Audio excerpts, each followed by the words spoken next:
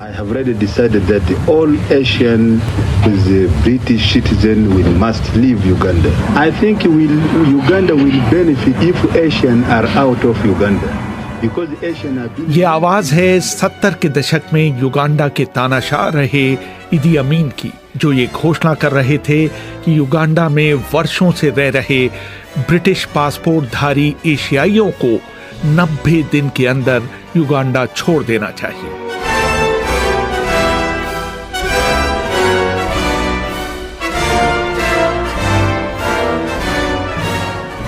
6 feet 4 inch लंबे और 135 kilo वजन वाले अमीन को हाल के विश्व इतिहास के सबसे निर्दयी और क्रूर तानाशाहों में गिना जाता है। एक जमाने में युगांडा के हैवीवेट चैंपियन रहे इदी अमीन मिल्टन ओबोटे को हटाकर सत्ता में आए थे।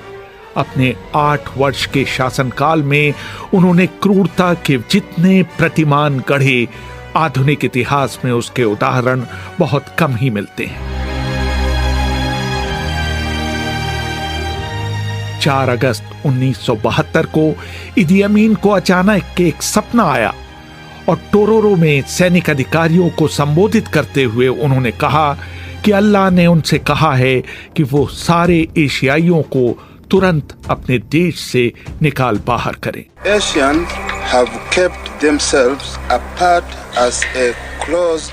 एशियाइयों ने अपने आप को अलग थलग कर रखा है और उन्होंने युगांडाई अफ्रीकियों के साथ मिलने जुलने की कोई कोशिश नहीं की है।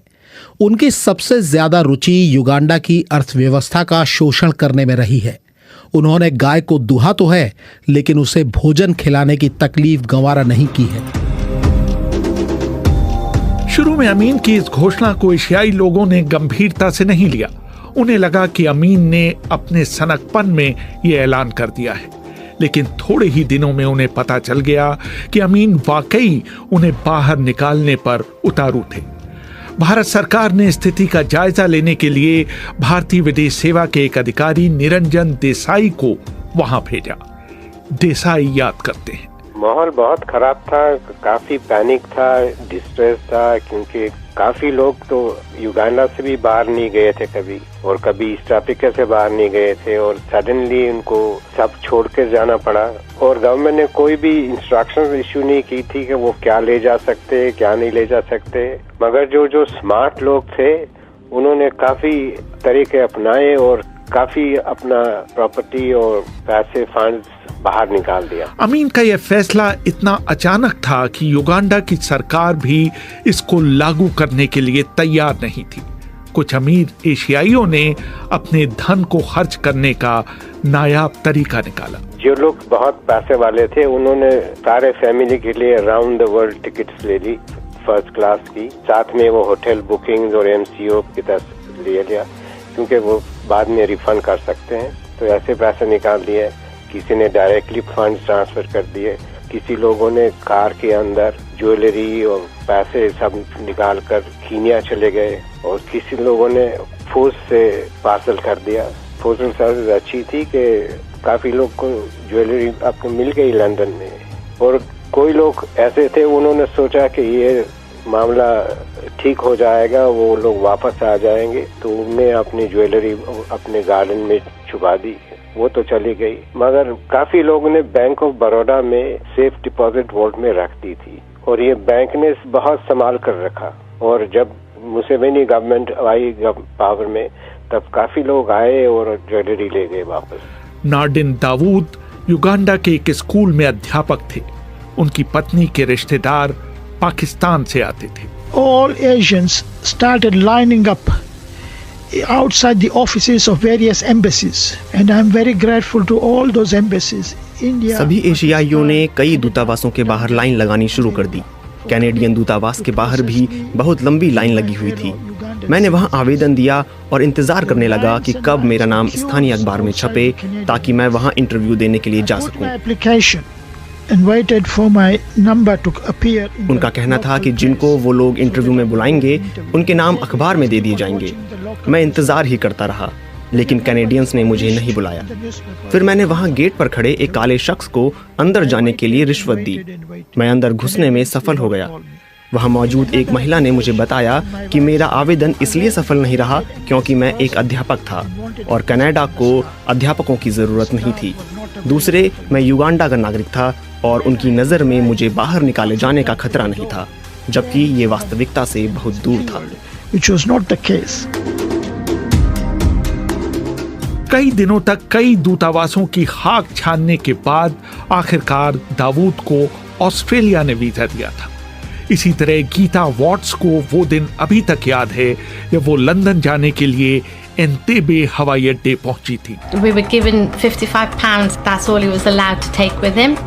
It was just unbelievable, you know, after everything that he owned, he was just left with £55. When we first got to the airport, people's luggage was opened out. हम लोगों को अपने साथ ले जाने के लिए सिर्फ 55 पाउंड दिए गए थे। जब हम हवाई अड्डे पहुंचे तो लोगों के सूटकेस खोल खोल कर देखे जा रहे थे। उनकी हर चीज बाहर निकाल कर फेंकी जा रही थी ताकि वो देख सकें कि उसमें सोना या पैसे तो छिपे नहीं रह गए हैं। पता नहीं किस वजह से मेरे माता पिता ने मेरी उंगली में एक अंगूठी पहना दी थी। हमसे कहा गया कि मैं अंगूठी उतार कर उन्हें दे दूं। अंगूठी इतनी कसी थी कि मेरी उंगली से उतर ही नहीं रही थी। आखिर में उन्होंने उसे काट कर मेरी उंगली से अलग किया।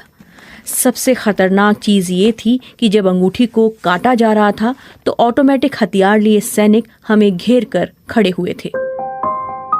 बहुत से एशियाई लोगों को अपनी दुकानें और घर ऐसे ही खुले छोड़कर आना पड़ा था। उन्हें अपना घर का सामान बेचने की इजाजत नहीं थी। कंपाला एयरपोर्ट था, एंटेबे कंपाला से कुछ 20 माइल दूर है। इस रास्ते में 5 रोड ब्लॉक्स थे आर्मी के, तो वहाँ कुछ चीजें ले लेते हैं और वो रिसीट भी देते थे।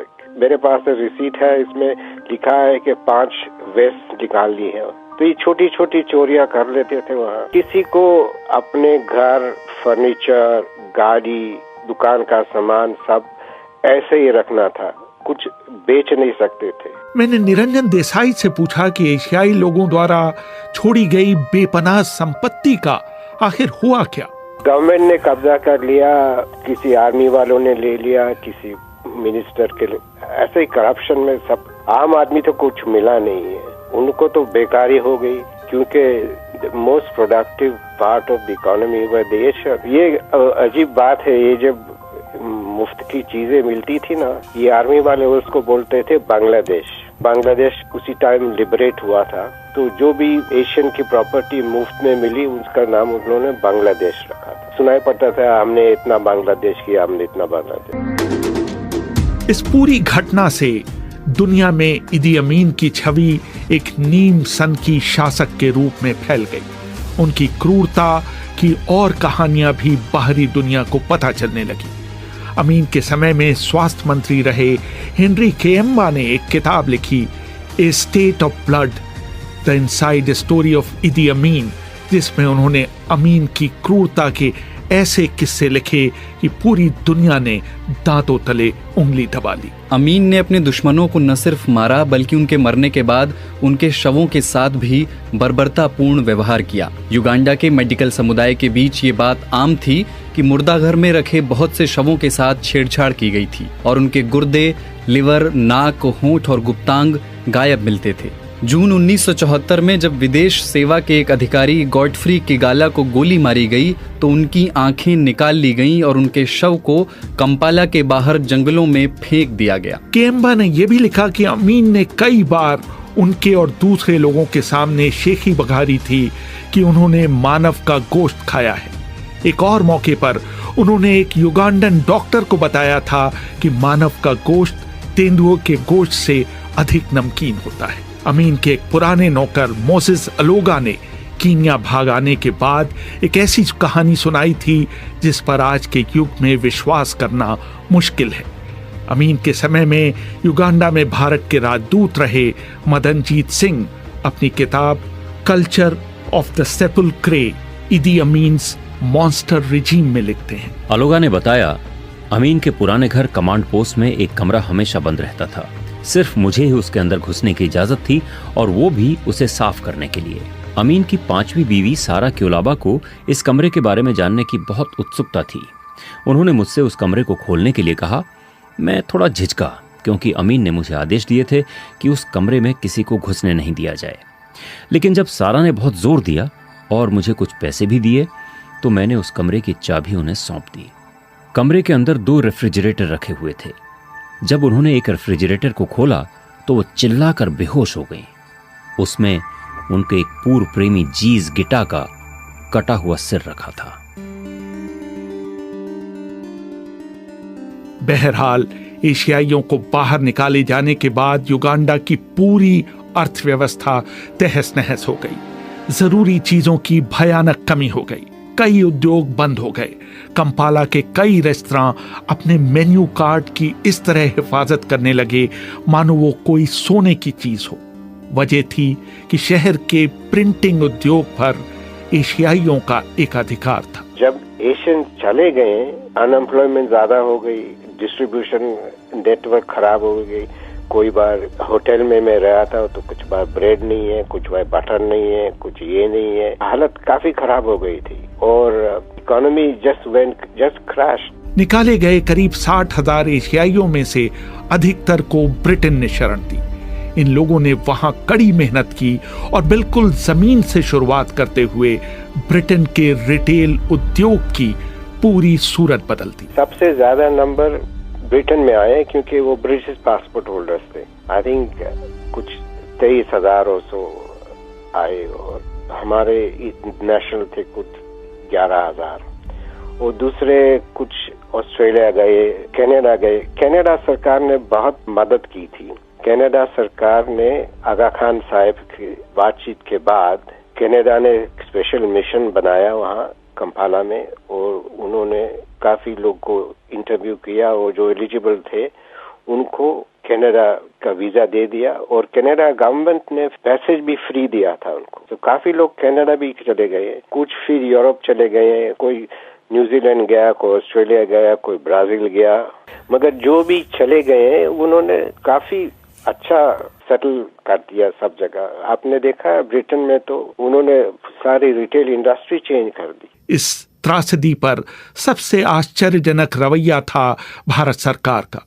उन्होंने इसे युगांडा के आंतरिक मामले की तरह ट्रीट किया और अमीन प्रशासन के खिलाफ विश्व जनमत बनाने की कोई भी कोशिश नहीं की। नतीजा ये रहा कि लंबे समय तक पूर्वी अफ्रीका में रहने वाला भारतीय समुदाय भारत से दूर चला गया और ये समझता रहा कि उनके मुश्किल समय में भारत ने उनका साथ नहीं दिया।